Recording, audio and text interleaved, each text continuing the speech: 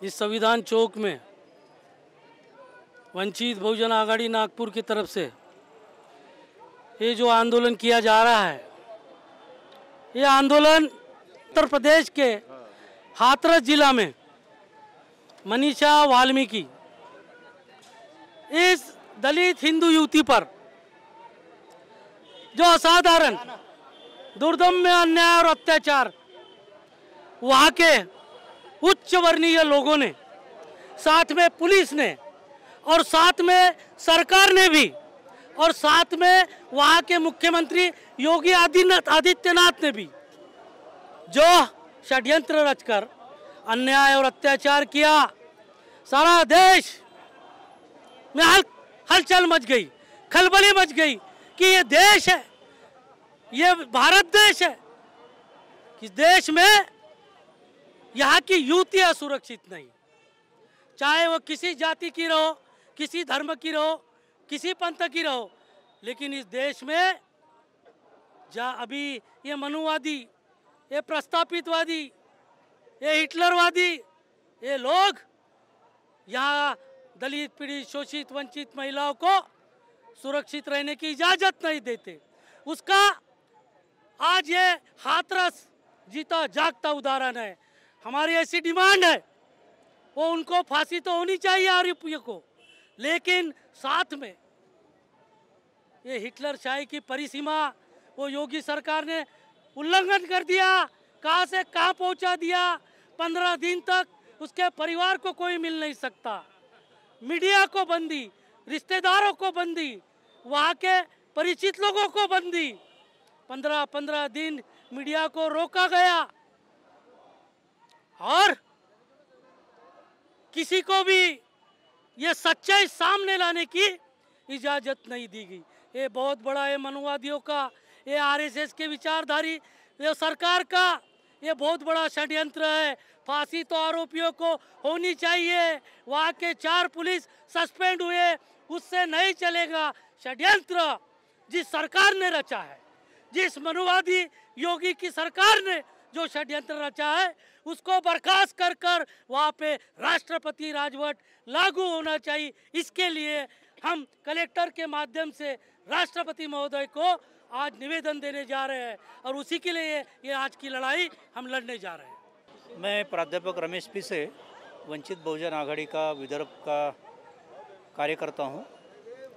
जो प्रकरण हुआ है यूपी में हाथरसा में, जहाँ हमारी परिवार की बच्ची मनीषा वाल्मीकि जिस प्रकार से उसके साथ बलात्कार हुआ, उसके बाद में उसकी जिस प्रकार से हत्या की गई और उससे भी बढ़कर जिस प्रकार से उस बच्ची का अंतिम संस्कार किया गया, ये सभी चीज़ों को ध्यान में रखते हुए हम ये मांग करते हैं कि यूपी में लोकशाही नाम की चीज़ बची नहीं है, इसलिए तुरंत वहाँ पे राष्ट्रपति राजवट लागू की जाए और जो भी ऐसा मनुवादी षड्यंत्र है, आरएसएस का जो षड्यंत्र है, या जो भी इस चीज़ को सपोर्ट करने वाले कोई भी विचारधारा हो या कोई भी पक्ष या कोई भी संगठन हो, इन सब का हम निषेध करते हैं। और इस बच्चे के हत्यारे को, उस बच्ची के साथ में जो जिन्होंने व्यवहार किया, ये सबको सख्त से सख्त सज़ा, और वो है सिर्फ और सिर्फ फांसी, वो मिलनी चाहिए। और हमारे वंचित बहुजन आघाड़ी के राष्ट्रीय अध्यक्ष एडवोकेट बाला साहब आम्बेडकर, इन्होंने हमको ये चेतावनी दी है या हमें संदेश दिया है कि इस प्रकार के कोई भी मसले, चाहे फिर वो हमारा खैरलान जी का मसला हो या हमारे बच्चे के साथ में जो नरखेड़ में अरविंद बंसोड़े के साथ में जो हुआ है वो मसला हो, या इस बच्ची का जो मसला हो, ये सभी चीज़ों को न्याय मिलना चाहिए।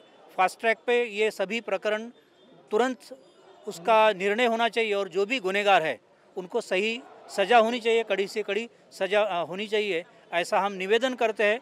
और राष्ट्रपति महोदय को हमारे संगठक के माध्यम से हम जिलाधिकारी मार्फत हम निवेदन देने जा रहे हैं। धन्यवाद। सबको जय भीम।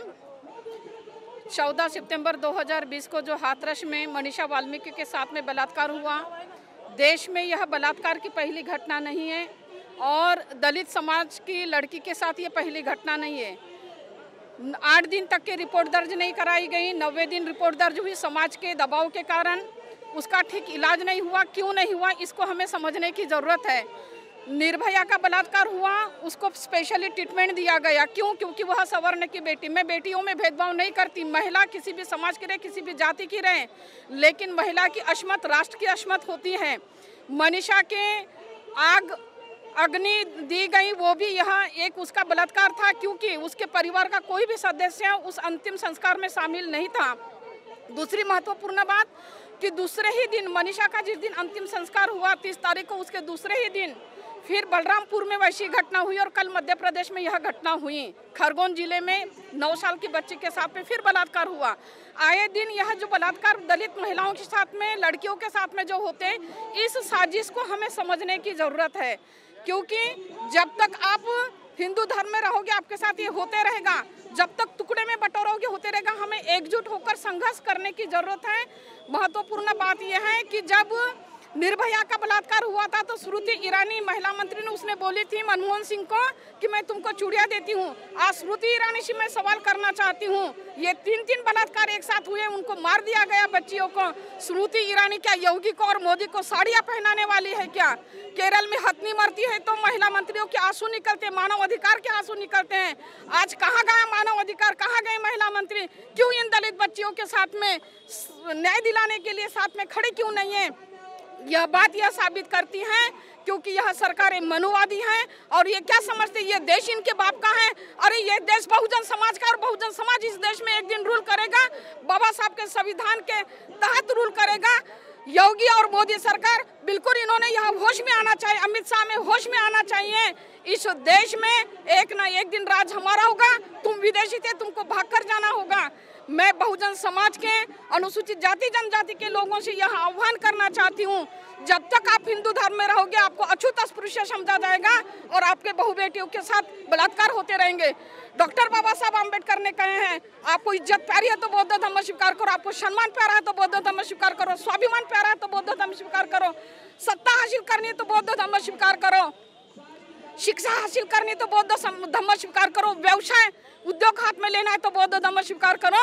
मैं आप लोगों से नम्र निवेदन करती हूँ कि आपको सम्मान के साथ जीना है, इज्जत के साथ जीना है, बहु बेटियों के बलात्कारों को रोकना है तो आपको बौद्ध धर्म स्वीकार करना पड़ेगा। इसके अलावा कोई दूसरा मार्ग नहीं है। जय भीम। ये जो हाथरस की घटना हो गई वो 14 दिन तक क्या सरकार सोई थी या रिपोर्टर लोग कहाँ गए थे 14 दिन तक?